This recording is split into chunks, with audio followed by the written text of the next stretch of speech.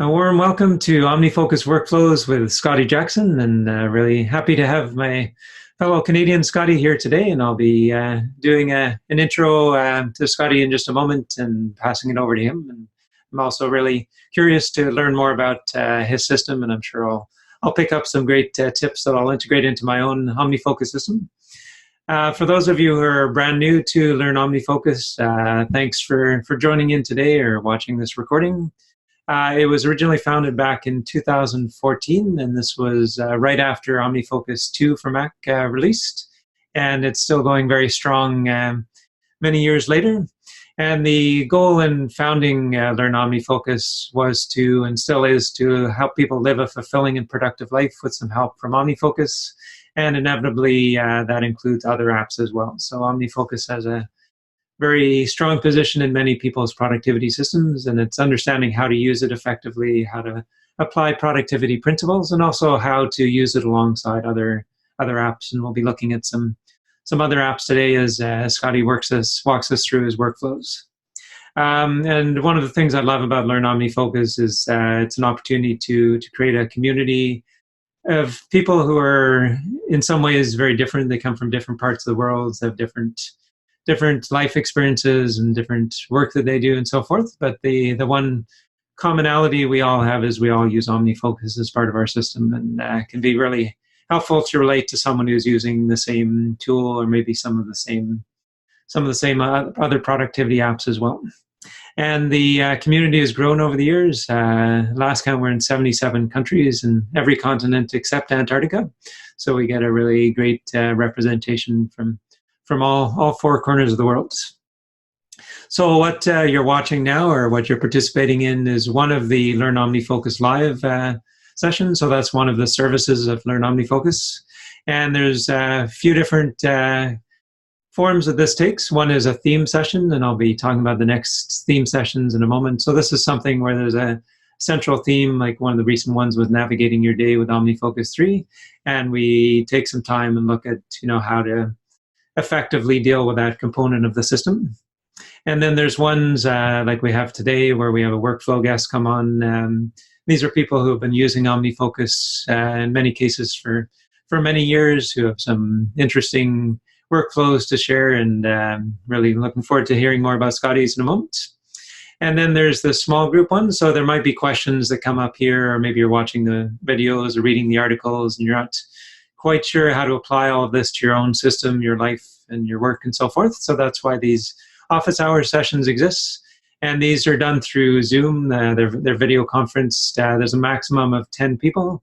And unlike the other sessions, they aren't recorded, because you might be sharing some things during these sessions that you don't want to be shared outside of our small groups that we create during these. So if you haven't been to one of these already, definitely recommend giving them a try. And that's a great way to meet some other OmniFocus users and get some other perspectives on both your OmniFocus system and I think productivity in general.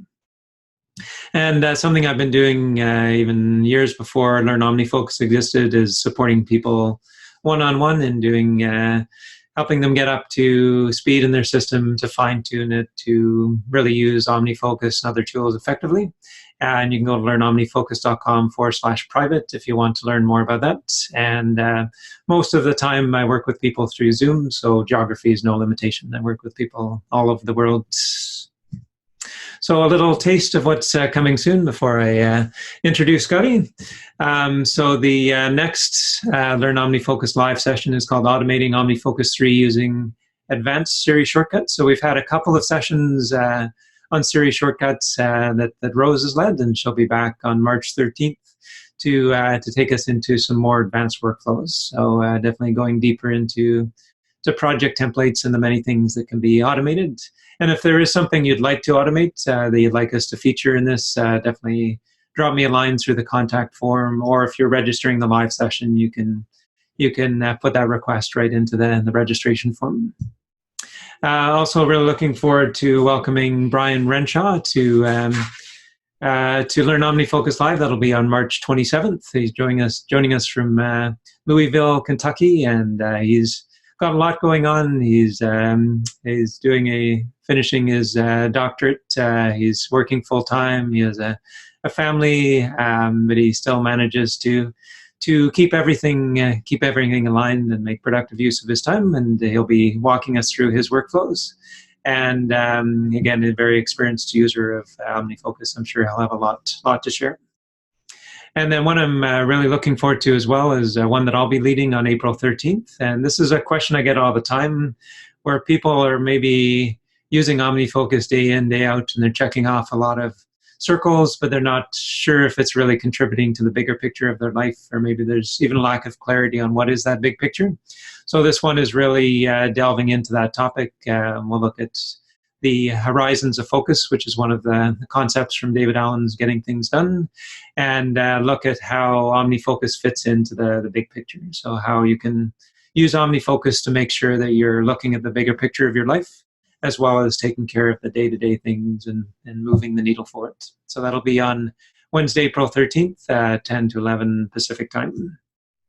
And there's 5 office hour sessions open for registration. I try to have these at different points during the day where hopefully it can accommodate people in every time zone. So you can go to learnomnifocus.com/live and see all of those.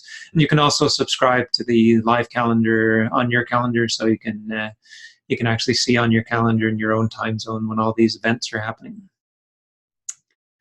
Okay, well, without further ado, let's pass it over to Scotty, and just a few words about Scotty before we begin. He's joining us from St. Albert, Alberta, which is one province over from me in Alberta. And if you need a little refresher on your Canadian geography, he's about 1,100 kilometers, so about 700 miles from Vancouver, and in the province of Alberta, and just outside of Edmonton. And Scotty read the Getting Things Done book many years ago, and he's been a student of Getting Things Done for many years.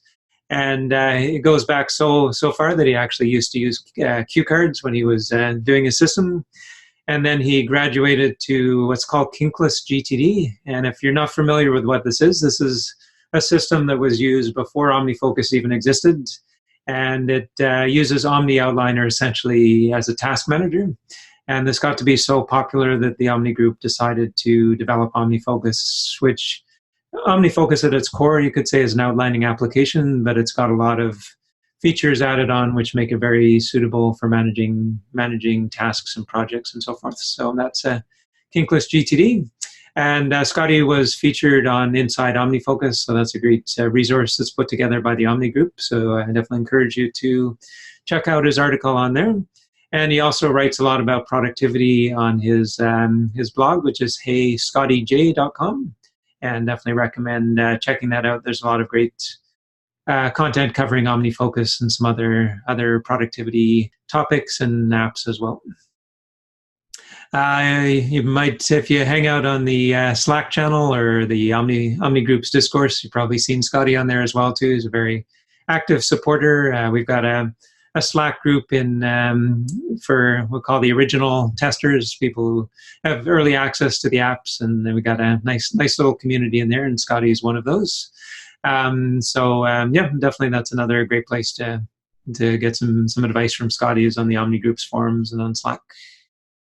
And I actually had the chance to meet Scotty. He was out here in Vancouver in September 2018. So yeah, we had a lot to talk about, not surprisingly, and that's what led to this session today. All right. Well, without further ado, I'll hand it over to you, Scotty. Thank you very much for that intro, Tim, and thanks for the opportunity to do this. This is really cool.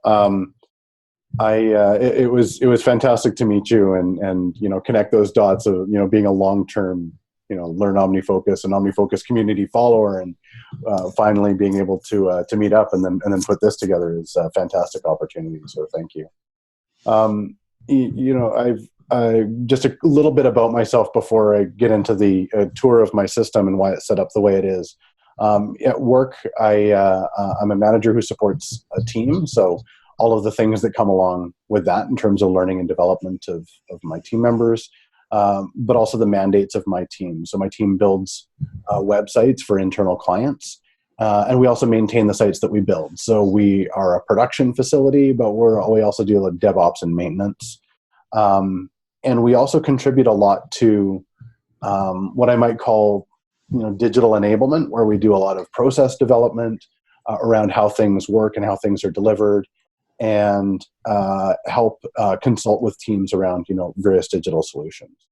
At home, I am a husband. I've been married for just about 13 years. I've got 3 lovely children.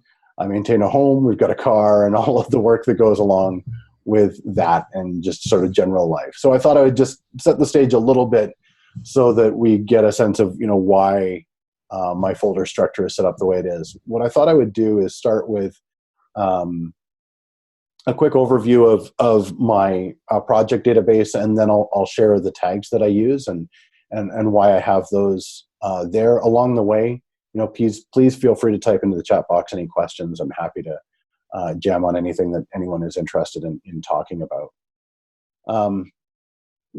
What I struggled with for a long time, and varies, with whatever job I'm in, is figuring out my folder structure. Not just because, categorically I could dump everything into a folder called professional, I guess. But for me, I found it really useful to be able to look at projects in relation and in context of one another in very specific groups. So like I said, my team develops websites, so I have a folder related to production, because when I'm thinking about, production things, that is, what's on my mind. So I have, projects that are specifically oriented around that. Likewise for DevOps. So this is, maybe working on sites that already exist, and how we are, fixing defects, addressing opportunities, feature requests, and so on. And both of those are very different modes of thinking I've found from, enablement type thinking, where we're looking at, processes or strategic roadmap development or stuff like that. And so my professional life is, split across those 3 areas where it comes to, the work that we do.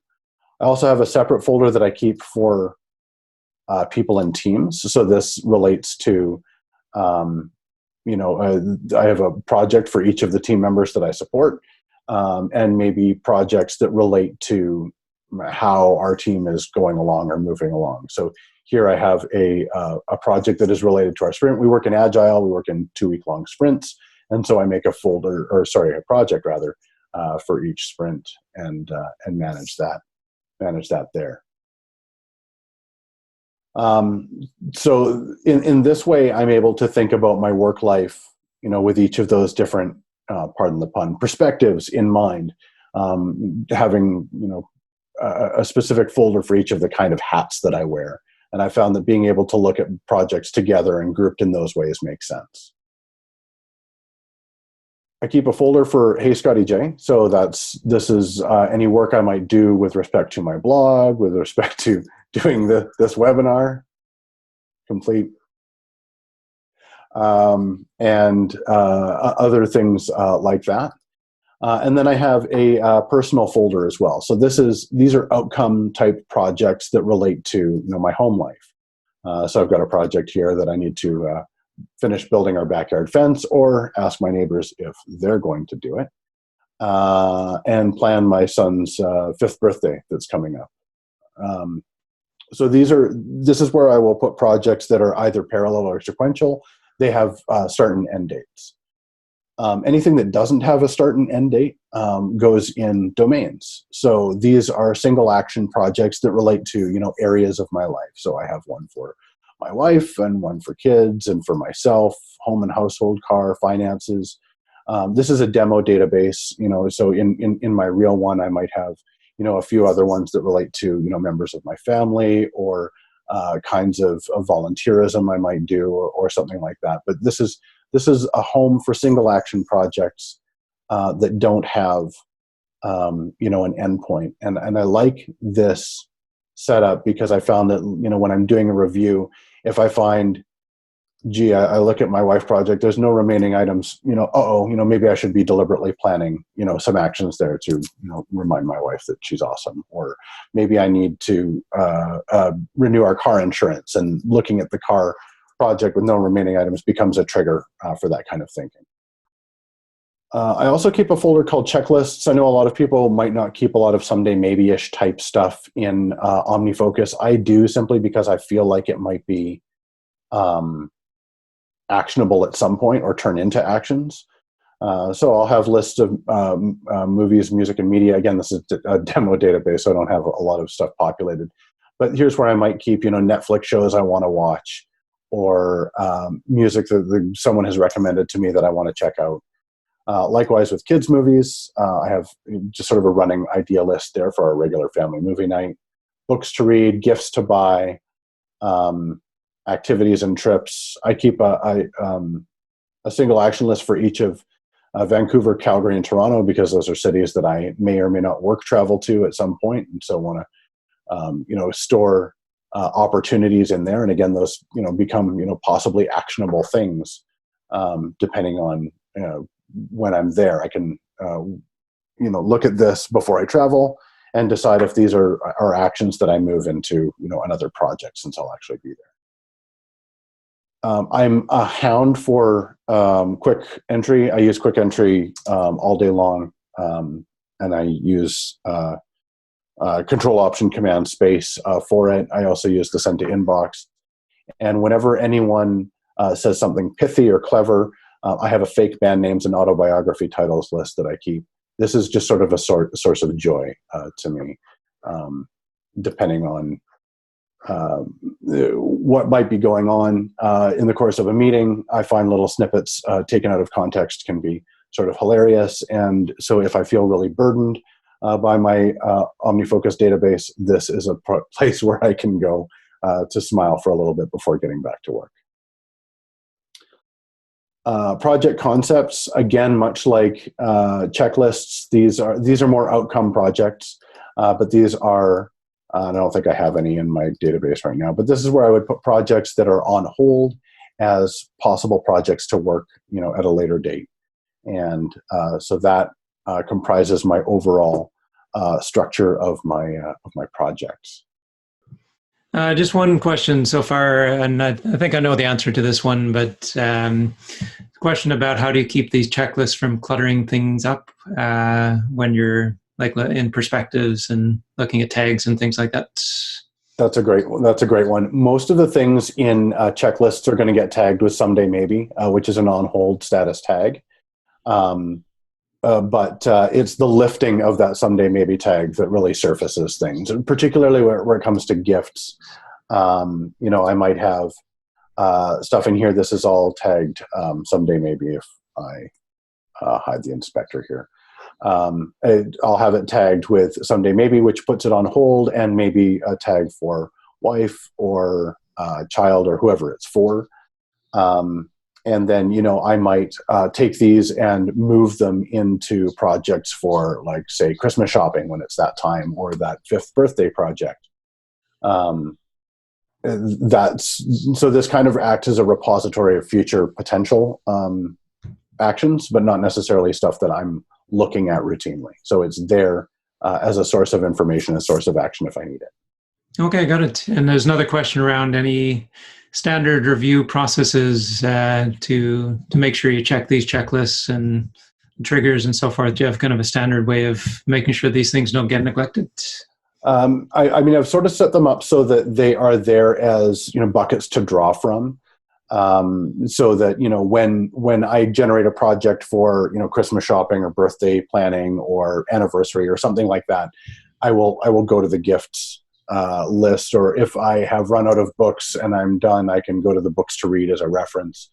So in that respect, they're kind of on standby.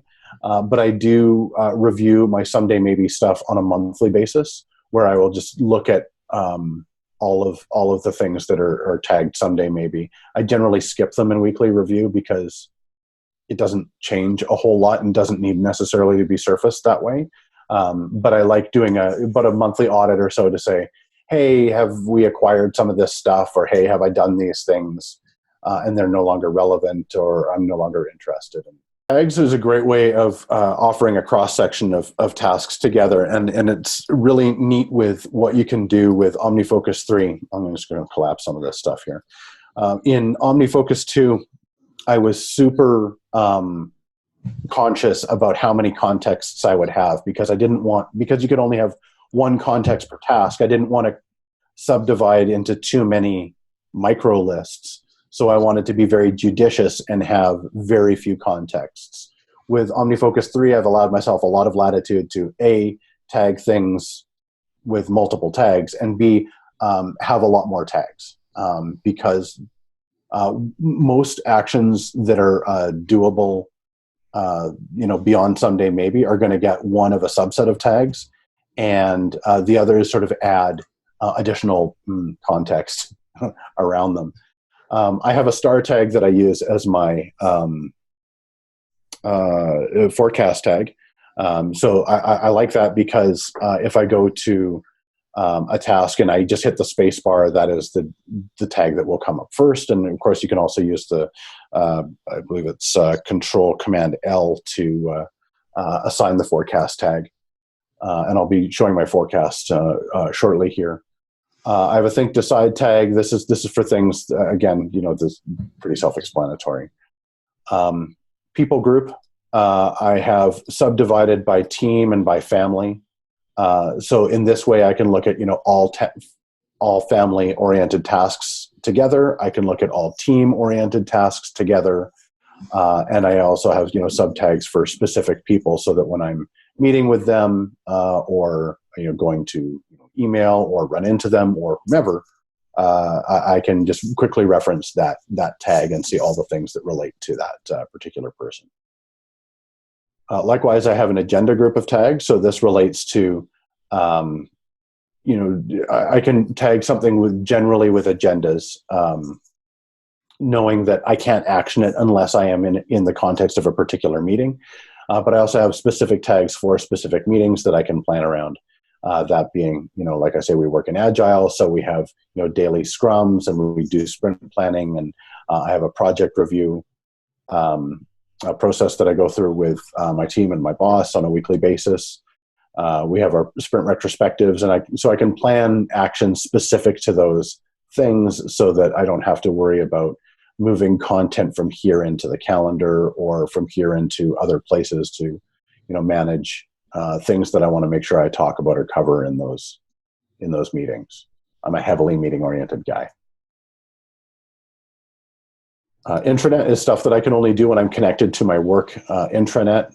There's a lot of stuff that I can do over the internet, but there are specific tools and things that I can only do connected to the intranet. So I use that as a constraint, so that if I'm connected to the intranet, I can make sure I can tackle all of those things.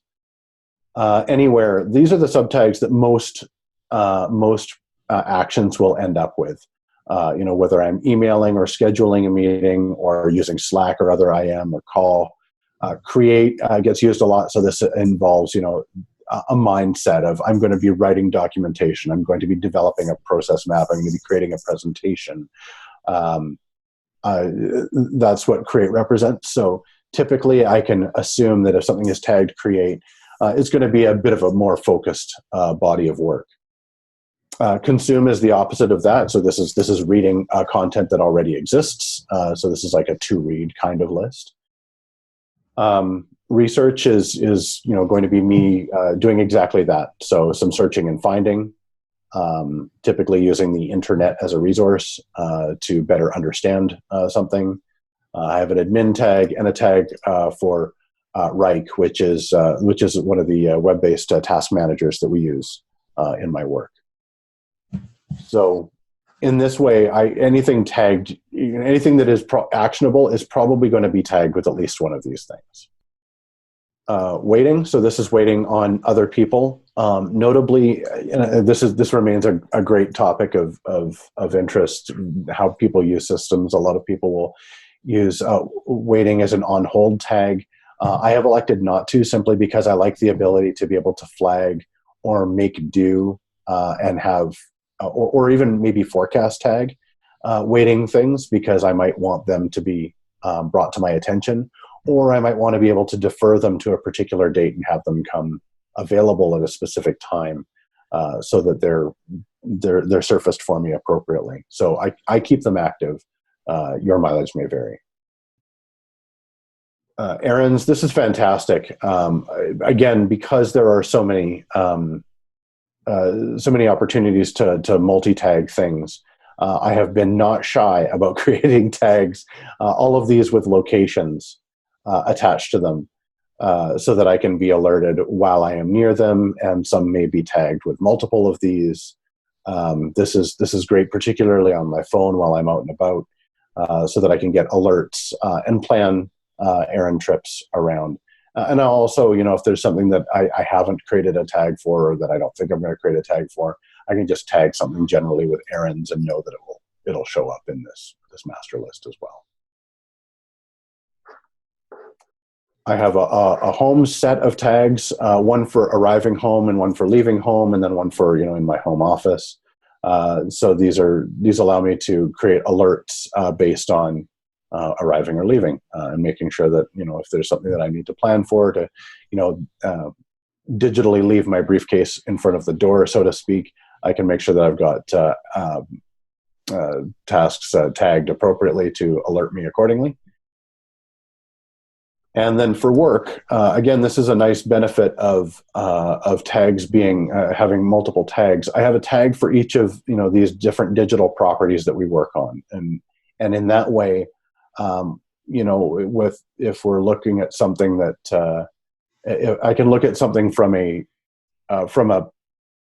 tag perspective, all the things that touch that, regardless of which project it lives in. So if we're talking about all the things that are going to be happening to this portal site, for example, I can see that a couple of different projects are kind of touching it. One for designing a news site and one for doing search filtering. So in this way, I can think about things as it relates to different assets or properties that my team works on, outside of thinking about them, as projects or as the various different kinds of projects that might touch them in different ways. I have a someday maybe tag. We talked about that. It is set to on hold. I also have a reference tag, also set to on hold. This is the sort of thing that I have this is probably not a good practice, but I found that it works for me, is that I will create tasks in OmniFocus to remind myself of things that might be relevant to different projects or undertakings. I tag them as reference because they're not really actionable, and I'll check them off as done when they've outstayed their welcome, or they're outlived their utility.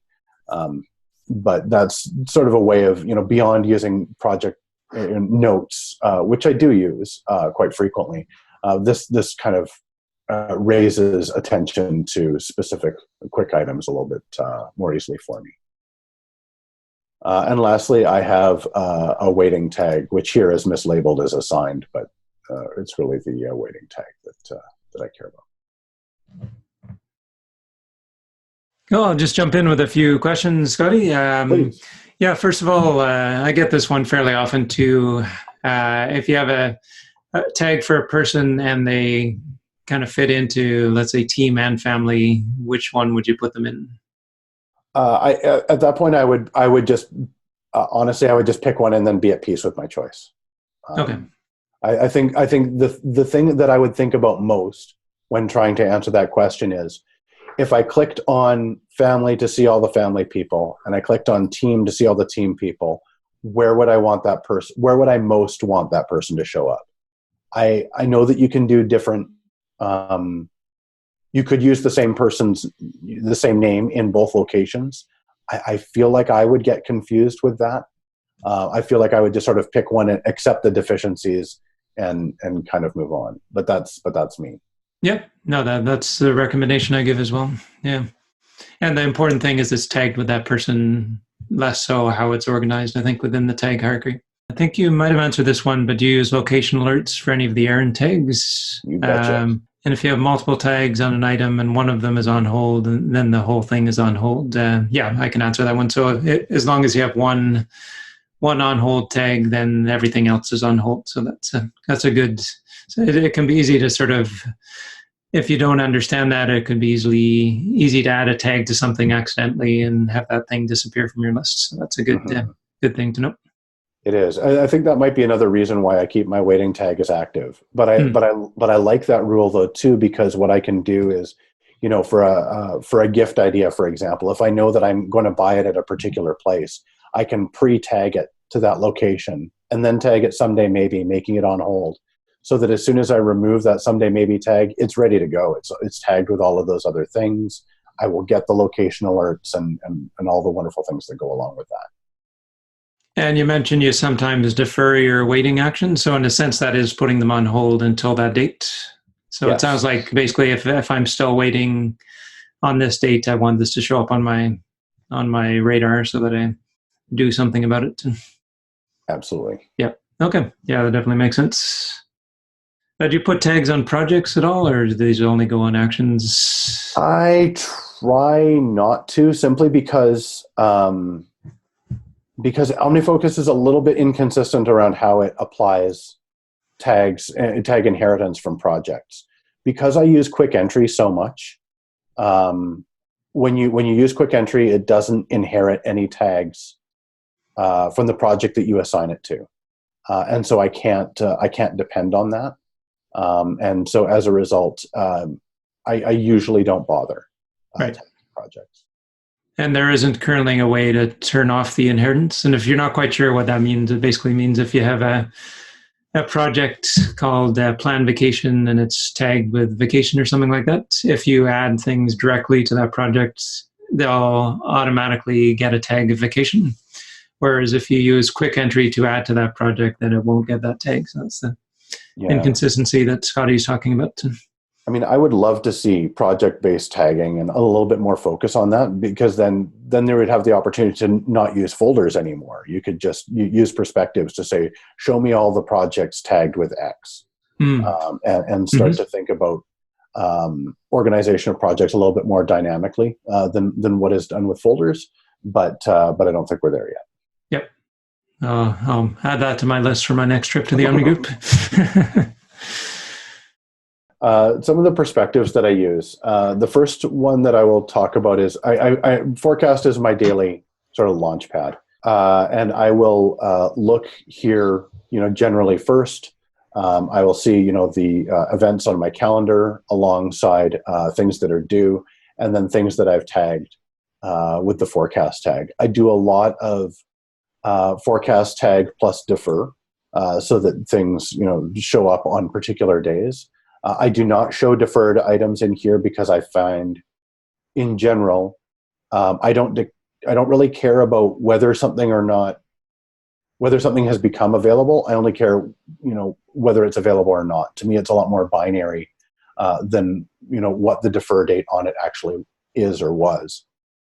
So I focus on due and tagged items here, and then. For myself, I'm also very explicit, where it comes to due things.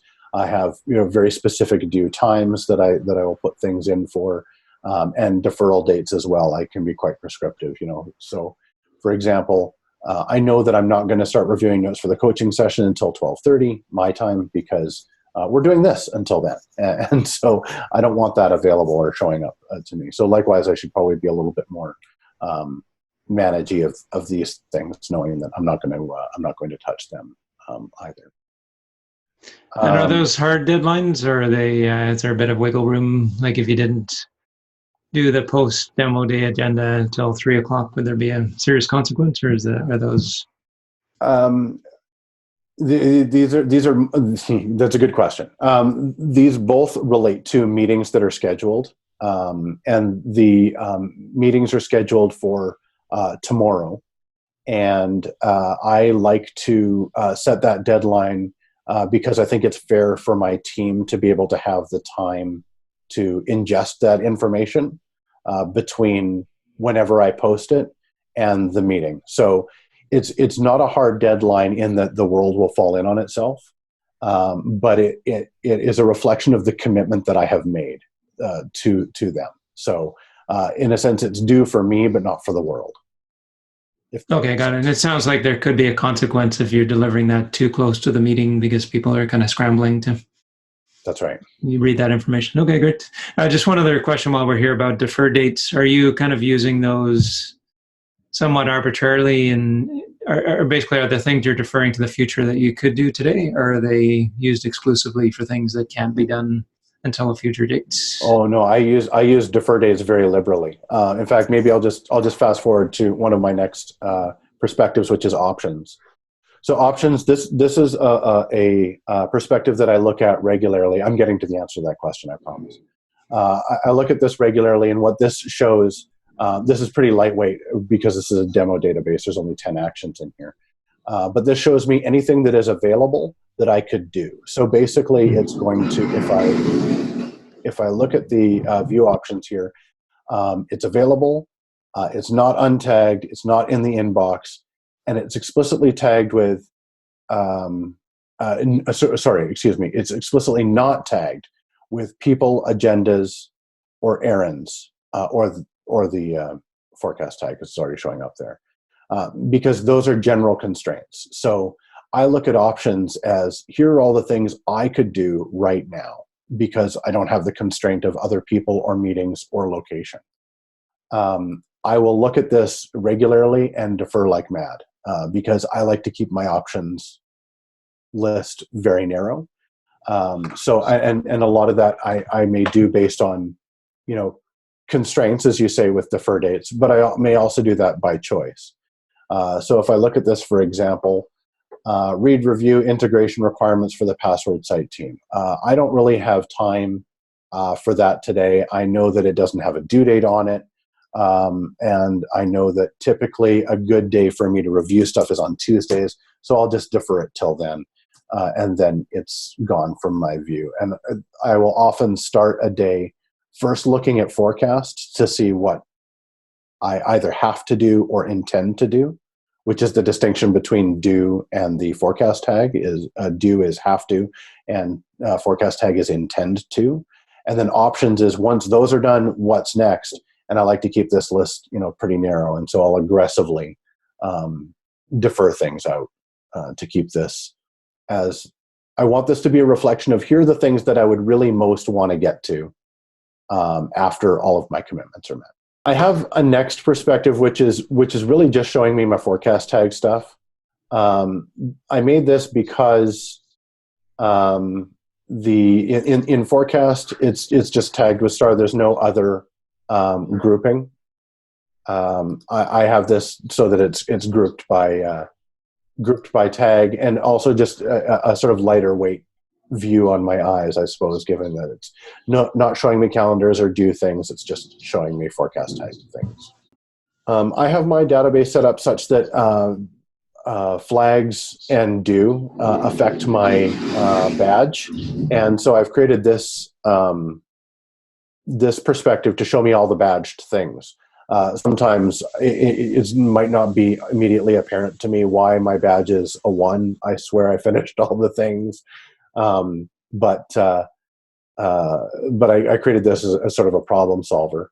I tend to flag at the project level quite a bit in order to make the child tasks flagged as well. That draws my attention to things that are strategically important. Now, again, that affects my badging. So if I want to accomplish getting my badge to 0 every day, which I do, I need to look at these things and either do them or decide to defer them.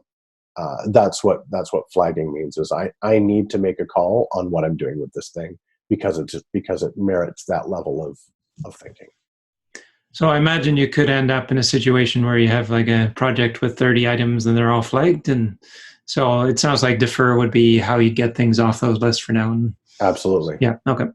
And it may be too that I decide, next week, the design news site is no longer like my top thing. And so I'll just unflag. That's I'm not committed to something flagged is flagged forever. Flag to me is kind of transitory in that it's, based on my life right now, this is the strategic thing that I really want. So on, February 11th, you can bet your bottom dollar that Valentine's Day is flagged, no matter what, no matter what is in it, because that's just going to be the important thing, right?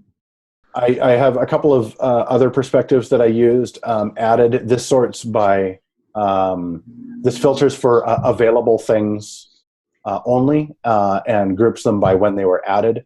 Often the most recent thing entered is the thing I need to get back to first. So this just helps me get to those things quite easily.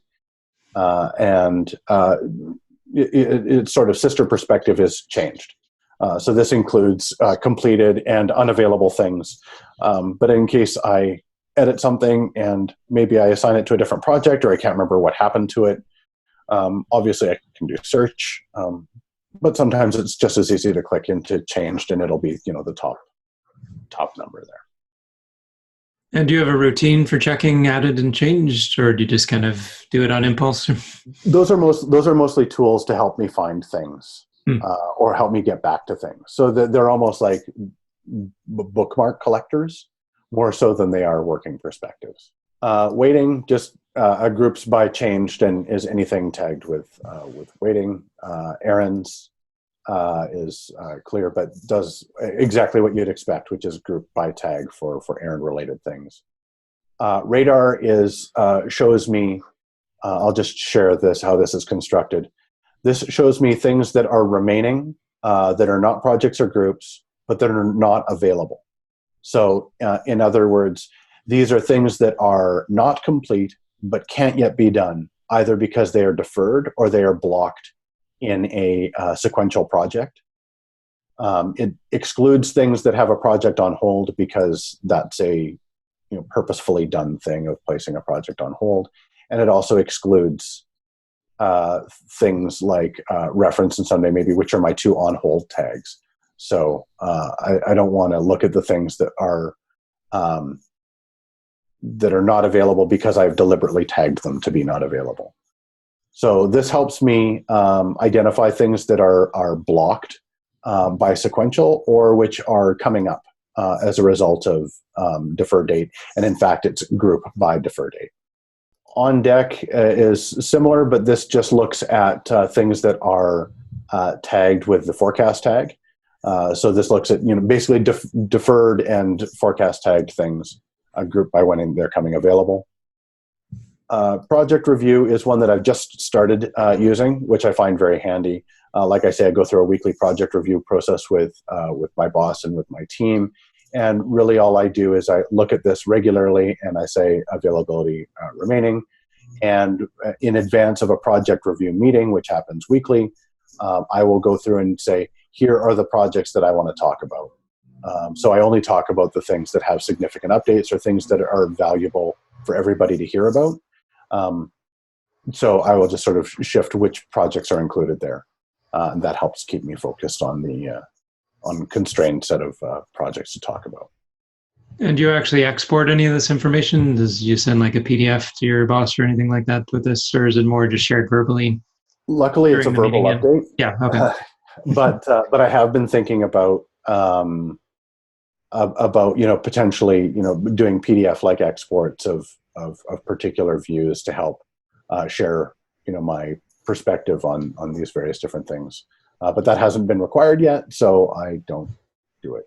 And on a kind of in a similar vein, what's the connection point between your you mentioned you're using Rike and OmniFocus? Like, how would you decide what goes in the collaborative system versus what goes into OmniFocus itself? Because that's it's a good question. OmniFocus is for me is all the things that I need to know. A Rike is the things that everybody needs to know. That's my personal rule. So there's a bit of duplication there, but I would say that we use tasks in Rike almost as like how I might use projects in OmniFocus. So a task in Rike might be build search filtering, whereas in OmniFocus, I would treat that as a project and have a whole bunch of, actions about that are very GTD-esque and specific, right? Um, I yeah. found that as well. Like people rarely actually assign individual actions; they assign entire projects. So that makes sense. And are you able to actually link the project in OmniFocus to that task in Rike? I Can you have like a URL link, or is it? yeah, well, I mean, yeah, I can always copy the link, but that would only serve me, I think, because it would end up being like a local like OmniFocus Or I was / thinking the other way around, actually, where the Oh, I OmniFocus see. project links to that task. You know what? I could do that. It's not something I've found a need to do yet. Again, like for me, I have found that just making hard decisions about things and rules helps create how I work. So I've just decided Reich is for everyone. OmniFocus is for me. Um, Therefore, there's pretty minimal overlap between the two, and so cross linking isn't something I've had occasion to need. What I thought I might show here real quick is just a couple of things that I use that are iOS specific. I use Agenda as my note taking app, and I use it on the Mac as well. But I use it primarily because I've gotten it to work with shortcuts very well. So I might take some notes during a meeting. I want that to be and do just like a thought stream, and I'll take notes and I'll say Scotty to update team, and here are more notes. And I'll do this, like I said, I'm a heavily meeting oriented person, so I'm in meetings quite a bit. What I can do with each of these things is identify which ones are tasks and which ones are just sort of general notes. And then what I can do is maybe make this a more specific note name. I can share this as Markdown to a shortcut that I've made. And that shortcut will do, I call it Meeting Processor. And what it does is it looks at each line and it determines which things are notes and which things are actions. And I can, it'll give me two options. One, to create a project and add actions to it in OmniFocus, which I will say yes to. And the second option is going to be, do I want to send the notes as a formatted email, which is a great way of me sharing the notes from Agenda with the other attendees of the meeting, so that they see all the things that I wrote down. I'm going to say no in this case because it's not relevant. But what that shortcut does is if let's just get rid of OmniFocus there and bring it up in full screen. It creates a project called Review and Process Actions from, and then the name of the note. It flags a task to review this so that that's brought to my attention. And you can see that it also added the action from that note, which was Scotty to update team. In each of these things, there's a note, there's a link, back to the note from Agenda. So I can click that. It'll take me back to the Agenda note. There it is, which also has had added to it a link to the OmniFocus project. So it creates, when you talk about cross-linking, this is where I really like to have it, because this creates a very deliberate association between notes I take in a meeting and the follow-up actions that happen afterwards. Yeah, that's very slick. Yeah. And is this where the meeting notes would live indefinitely? This is where you go to them for reference. Yeah, absolutely. Yeah. And that cross-linking makes that really valuable. Okay. And is this sort of your general sort of note system for all areas of life? It is. So the way some people might use the Notes app or Evernote or Bear or something like that. Yeah. That's right. Yeah. The other shortcut that I might share is that I have a shortcut that creates that sprint project. So like I said, I run in agile sprints with my team. And so I can set up a project that starts on, that would be the 25th on a Monday. And if I hit OK, that will create a project that you see there that has all of the various different tasks that go along with managing that sprint. So we start with We start with sprint planning, and we have Scrum every day, and then we have a demo day. We do a mid-sprint check-in halfway through. So this lines up all the due dates for each of these tasks in preparation for all of those things. You see, I've also got a very meta task of generate the next sprint's project using the shortcut, which blocks the meta task of complete this project.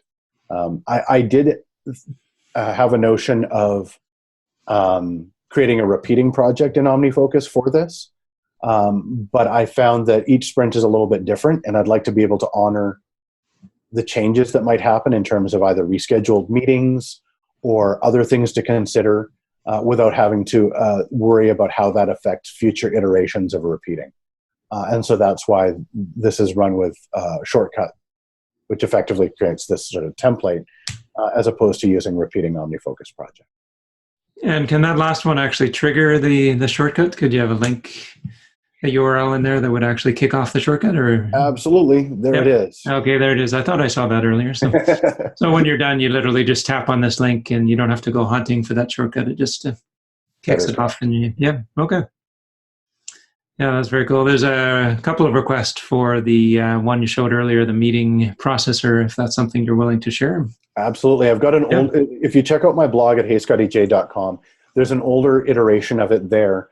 The newer incarnation has a couple of import questions set up so that you can decide, how you want things tagged when they're brought in, and also separates those sort of flows for pasting to OmniFocus as task paper and for sending a email. The reason I separate it is because I found value in going into, past meetings and resending email to either to participants who misplaced theirs or other people who didn't receive, and then I don't have to search my email. I just get it right from my notes and send it from there. Yeah, that makes sense. Yeah. Okay, that's awesome. So I'll make sure I can add that to our Siri Shortcuts directory as well too. Awesome. Which, if you haven't checked that out, if you go to learnomnifocus.com/Siri Shortcuts, you'll see a growing library of shortcuts that do things in OmniFocus and complementary apps. I'm really looking forward to growing that out. Rosemary Orchard has a great version of this, and this is an unapologetic ripoff of a work travel shortcut. So I've built this to help me pack and plan for different things. So I could say this is set for test trip. It'll ask me for when I need to leave, and when I'm returning, with the default being the same day. And then based on the spaces between dates, it'll tell me, here's how many nights stay you need to book in the hotel, and here's how many pairs of pants you need to pack and everything else, because I need that level of prescription sometimes. I've also got it set up specifically for work travel. So it'll ask me what city I'm going to. So if I'm going to Vancouver, it'll give me two projects, one for packing, all the things. And then the other project that it will give me is test trip Vancouver, confirm my approval, book the flight, and then it gave me the hotel to stay at, Weston Grand, because that's where I prefer to stay when I'm in Vancouver. So based on dictionaries inside the shortcut, it'll tell me which hotels are my preferred. Very cool. And if you're not familiar with dictionaries, that's one of the topics we're going to be covering in the advanced session next month. So definitely stay tuned for that. And Rose walked through the process of creating something similar to this in the advanced Siri Shortcuts, or Beyond the Basics, sorry. Yes, as I say, this is unapologetically stolen from her great prior work. So yeah, and that's a great showcase of how you're using shortcuts too. And just if you haven't kind of gotten into it yet, hopefully these ones that Scotty has shown will give you a little inspiration. Just the speed at which he was able to create these projects, and I think it was really slick. You were actually doing calculations based on the length of the trip too. That's a nice little enhancement there. One just general one about how often you use sequential projects. So I know they can be a little dangerous in the sense that they might obscure things that you could actually be doing that are sort of artificially blocked by the thing. So just wondering if you have Yeah, any suggestions there. it's a great question and something that I've struggled with, a fair bit. I tend to minimize the use of them and use them only when there are very real, like absolutely these things have to happen in succession. If not, I tend to use a parallel project, and if I have a lot of pre-planned tasks, I'll defer them. I'll defer them each. The other thing, though, that I have done is using a sequential project for a portion of things, and then I'll actually make a task for change this project's type to parallel, so that when I get to a certain point, I can open it up and have all the other tasks become available, which is maybe cheating a little bit, but I found it to be valuable for me, so that I can do the first few things like a serial project, but then not lose track of the things that are behind that.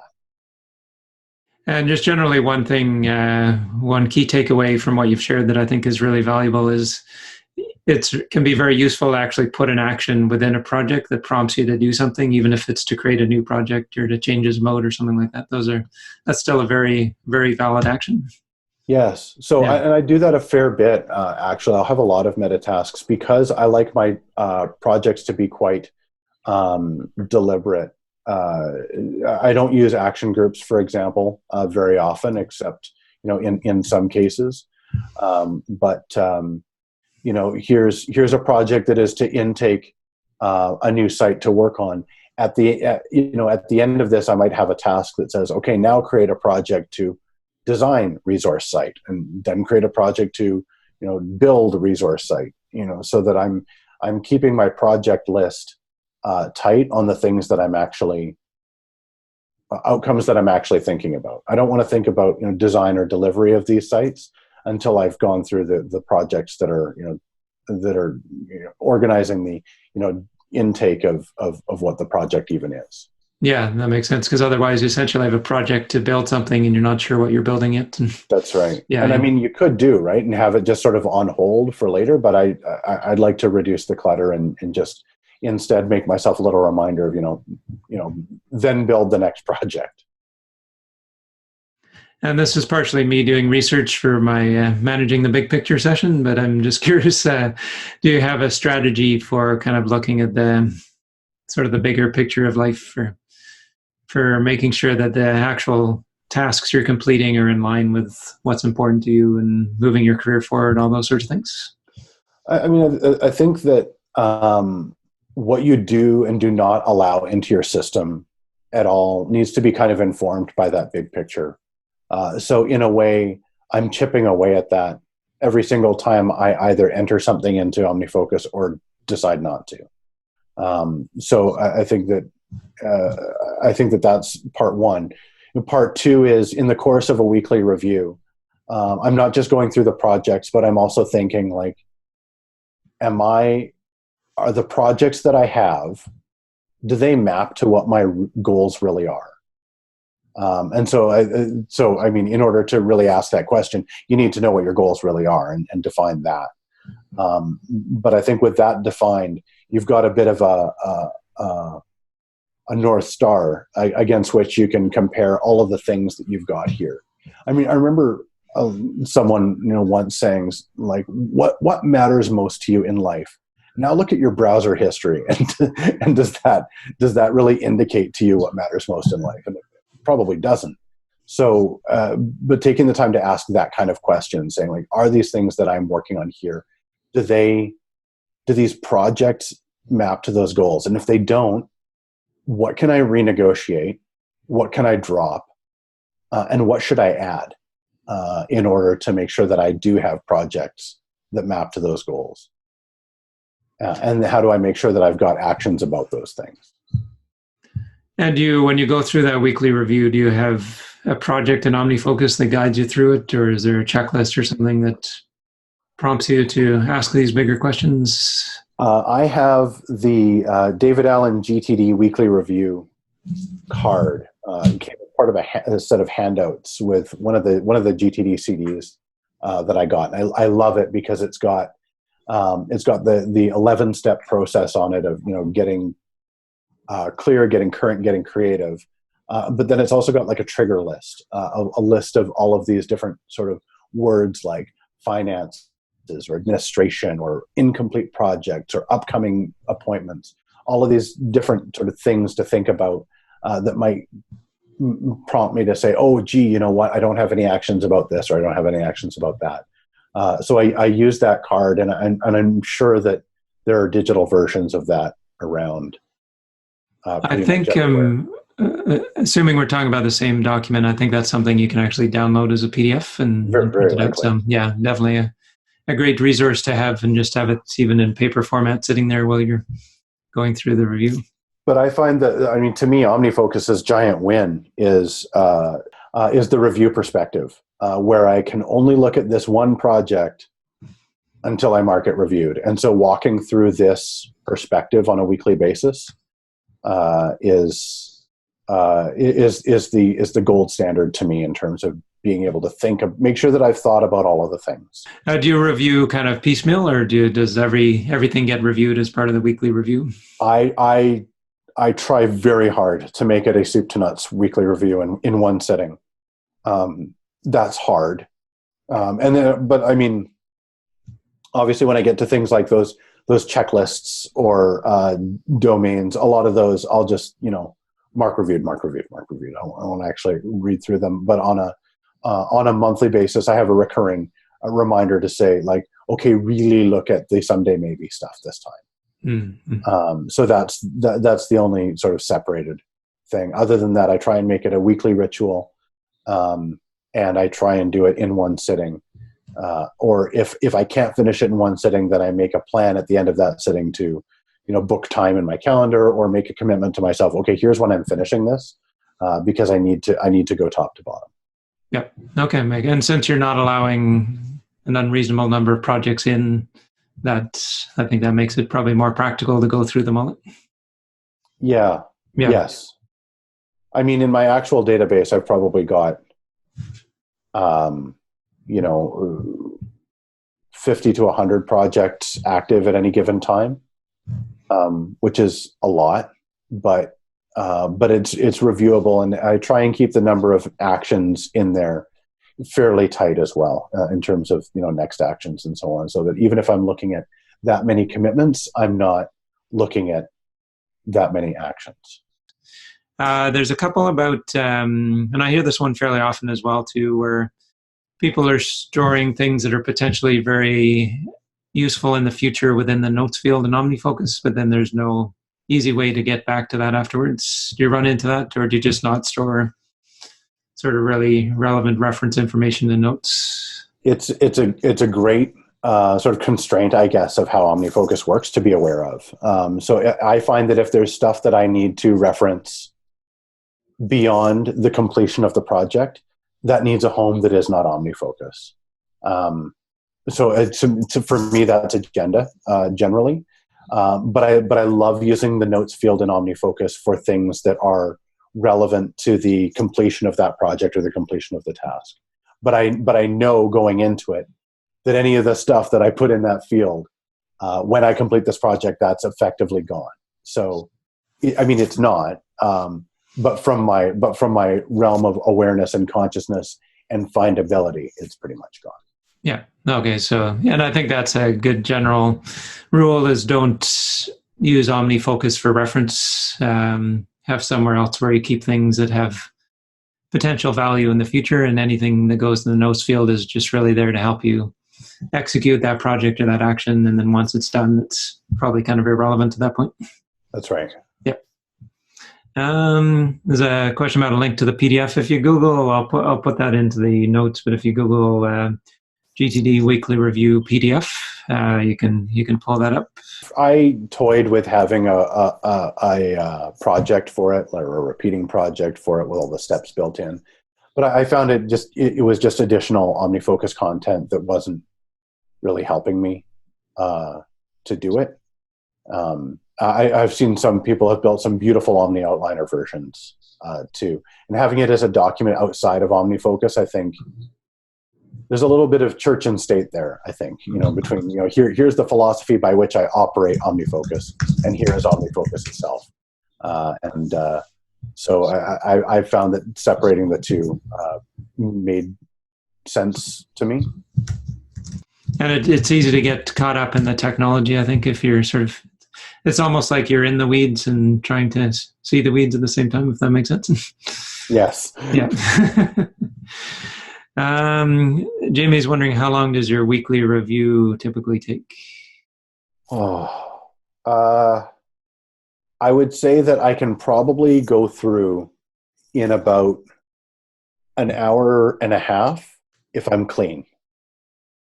An hour to an hour and a half if I'm clean. If things have gone haywire and I'm off the rail and I'm behind in triaging the inbox, which I try and do daily. Like my goals, my daily goal is to end the day with an empty OmniFocus inbox and a clean forecast perspective, meaning if it's due, it's done. If it's intended because it was tagged, I've either done it or deferred it or renegotiated it in some other form or fashion.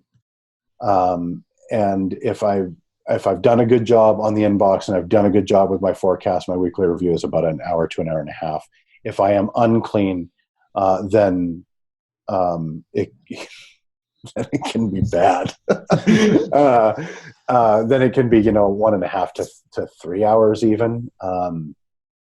But that's why I know that the investment of, those, 10 to 15 minutes a day of just like really being disciplined about inbox and inbox management and making sure that everything is properly squared away is so vital, because I know that if I don't spend that, 10 minutes a day up front, it's going to cost me twice as much at the end in the weekly review, because I won't know what I meant by call Jane about that thing, which I have literally written in my inbox with the intent of triaging it, later that day. And if I didn't get to it, boy, oh boy, I've done myself a big disservice. And to add to that, I've heard David Allen say things along the lines of the weekly review is not the time to process your inboxes. I think it's a bit of a safety net. So, and I have some inboxes that are very low volume. I might only process once a week because they only have like one piece of paper in them at that point or something. Yeah. But if that is left behind, as Scotty was saying, basically you might be missing out on things that landed in your inbox 6 days ago that are, you're suddenly putting out fires instead of dealing with it closer to the time. And it just makes it much more time consuming. And I find it can be exhausting trying to go through too much processing as part of a weekly review. Yeah, I agree. But at the same time, if you don't, if you haven't been doing it daily, or if I haven't been doing it daily, excuse me, I at least have to do it at that point, because beyond that, I will have no idea what I was thinking when I wrote some things down, and I will have lost all context and nuance that I assumed was, obvious at the time that I put it in my inbox. And I find for me, the inbox, if it's sitting there for too long, it's kind of like dishes sitting on the counter in the kitchen, like dirty dishes. The scuzz factor is too high. I think that's the actual official word David Allen uses for that. I can really relate to that, because technical term. Yeah. once you get used to having things clear and up to date and so forth, you probably find you won't tolerate having them any other way. It's just doesn't feel right, and you'll happily invest the time to bring it up to date. It's true. It's true. All right. Well, I think that's a great point to wrap things up. So thank you so much, Scotty, for sharing your definitely many years of wisdom and knowledge on this subject. And it's always very interesting to see how other people are using OmniFocus, especially experts like yourself. And I'm already thinking of a few little tweaks to my own system as a result of what you've shared. And thanks to everyone who joined here live, and lots of great questions today. And thanks to everyone who's watching this as well. Hope to see you at one of the upcoming live sessions. Take care, and bye for now.